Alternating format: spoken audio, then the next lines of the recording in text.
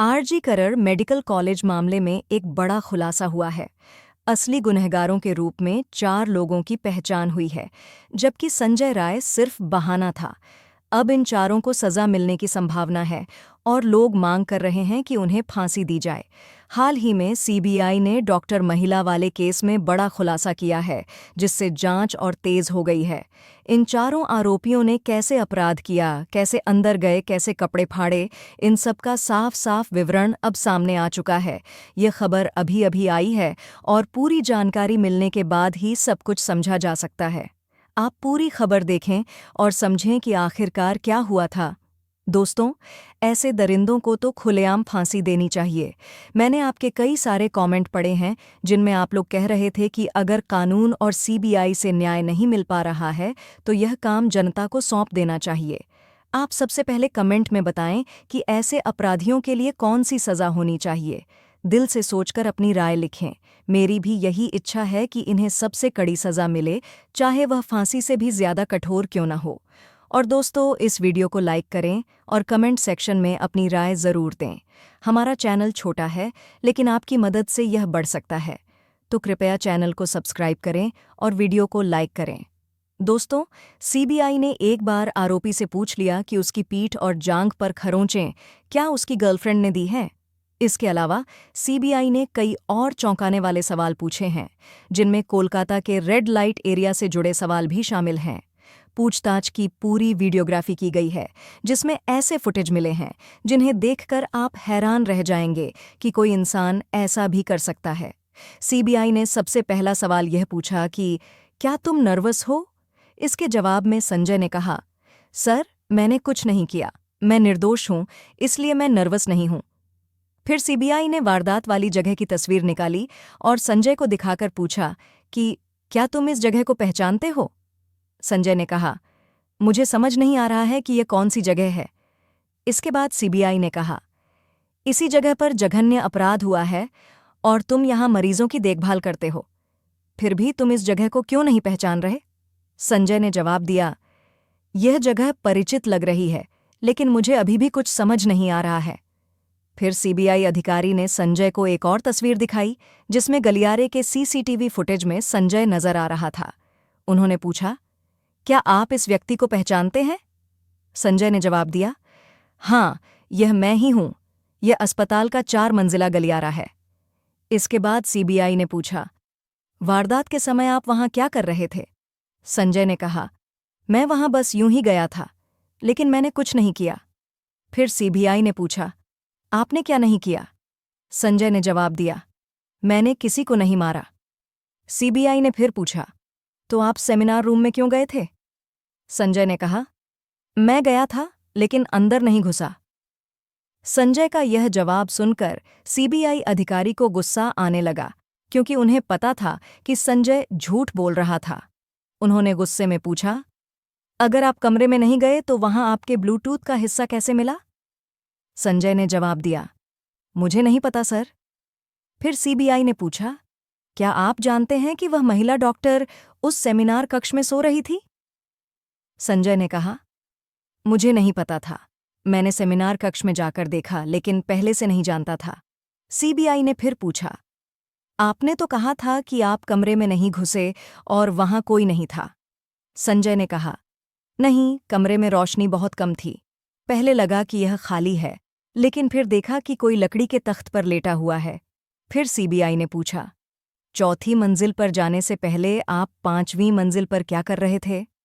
संजय ने जवाब दिया, मैं बस वहां गया था, कुछ खास नहीं किया। सीबीआई ने संजय से पूछा, हर सुबह आप अस्पताल की अलग अलग मंजिलों पर क्यों घूमते हैं? संजय ने इस सवाल का कोई जवाब नहीं दिया। जानकारी के लिए बता दूं कि संजय कई दिनों से उस ट्रेनी महिला के पीछे था और इसके सबूत भी सामने आए हैं। संजय ने पहले भी कई बार। इसके बाद सीबीआई ने संजय से एक और खतरनाक सवाल पूछा। उन्होंने एक तस्वीर दिखाते हुए पूछा, आपकी बाईं जांघ, पीठ और बाएं हाथ पर ये खरोंचें कैसे आई हैं? संजय ने सीबीआई के सवालों के जवाब में कहा, सर, मुझे याद नहीं है। फिर सीबीआई ने पूछा, डॉक्टरों का कहना है कि पीड़ित महिला के शरीर पर भी खरोंच के निशान हैं। संजय ने जवाब दिया, मुझे इसका ध्यान नहीं है। असल में जब संजय ने उस ट्रेनी डॉक्टर महिला के साथ सेमिनार हॉल में जबरदस्ती की तो महिला ने अपनी रक्षा के लिए अपने नाखूनों से संजय को खरोचा। इसके बाद संजय ने भी महिला को बुरी तरह मारा, जिससे उसके शरीर के कई हिस्सों से खून बहने लगा। सीबीआई ने संजय से पूछा, क्या आपके शरीर पर खरोंचें आपकी गर्लफ्रेंड के कारण हैं? संजय ने कहा, हाँ, शायद ऐसा हो सकता है। फिर सीबीआई ने पूछा, यह खरोंचें आपकी गर्लफ्रेंड ने कब की? संजय ने कहा, उसी रात। सीबीआई के सामने संजय खुलेआम झूठ बोल रहा था। फिर सीबीआई ने पूछा, आपकी प्रेमिका कहाँ रहती है?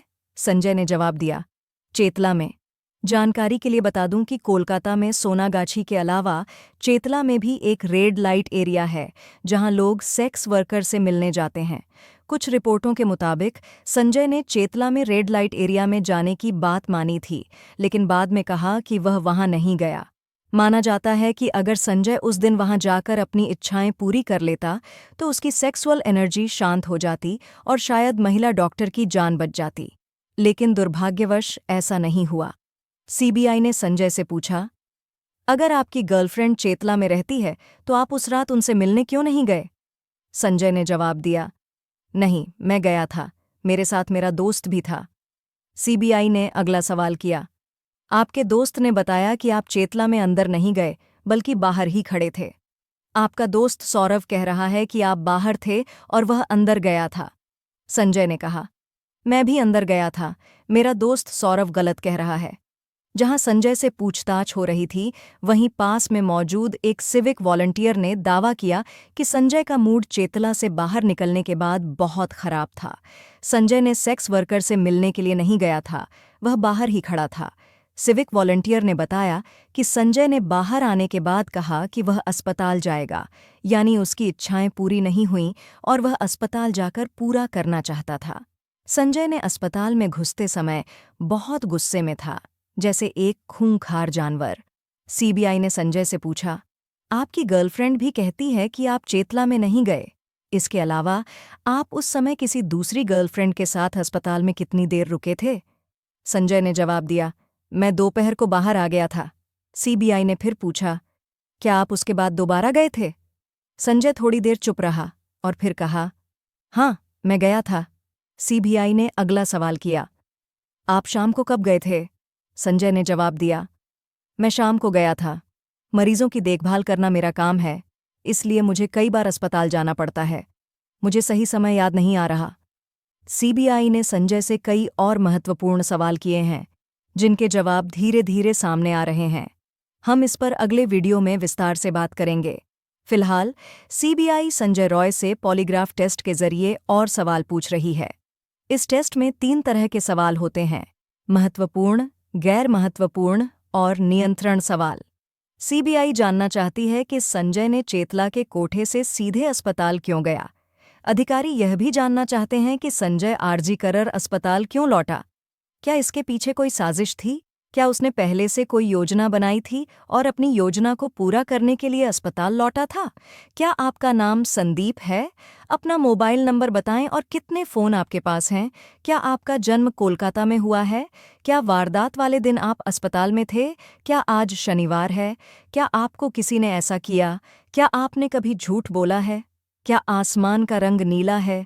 क्या आपको पता है कि हत्या किसने की? क्या पीड़िता का गैंग रेप हुआ था? क्या आपने पुलिस को इस वारदात की जानकारी दी थी? क्या आपने वारदात वाले दिन पीड़िता को देखा था या उससे मुलाकात की थी? क्या आपके और पीड़िता के बीच किसी तरह का विवाद था?